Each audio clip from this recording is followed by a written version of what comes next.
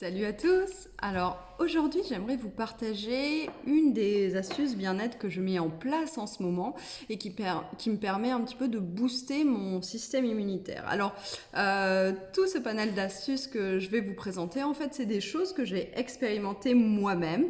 Alors je ne suis pas médecin, je ne suis pas non plus une naturopathe, mais j'ai quand même un pied dans le bien-être depuis un bon bout de temps puisque ça a été ma reconversion professionnelle depuis 5-6 ans maintenant.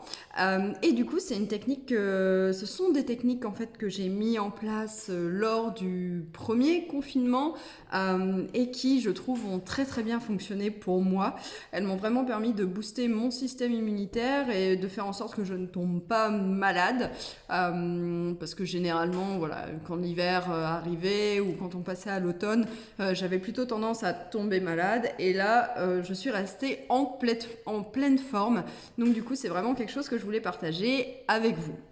Alors la première astuce que je fais tous les matins, et ça j'avais repris les conseils du coup d'un naturopathe et je l'avais expérimenté moi-même, c'est chaque matin de mettre une goutte d'huile essentielle de Ravinsara et une goutte d'huile essentielle de laurier noble sous la plante de mes pieds. Voilà, je mets juste une goutte sous chaque plante, je frotte un petit peu.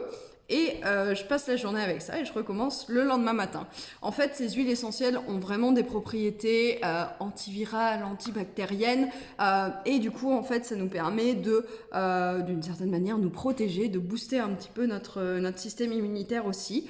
Alors, moi, ces huiles essentielles sont OK pour ma peau. Je peux en mettre directement sur la peau sans problème. Après, vérifiez si ça peut vous convenir. Il y a des peaux plus sensibles que d'autres. Alors, si c'est le cas, peut-être la diluer dans un petit peu d'huile végétale, comme de l'huile de coco, de l'huile de sésame ou de l'huile d'amande par exemple, que vous pourriez diluer. Et puis bien sûr, regardez si vous n'avez pas des contre-indications par rapport vous aux huiles essentielles. Par exemple, si vous êtes enceinte, ce genre de choses, voilà, vous ne pouvez pas utiliser les huiles essentielles. Donc renseignez-vous quand même par rapport à vous.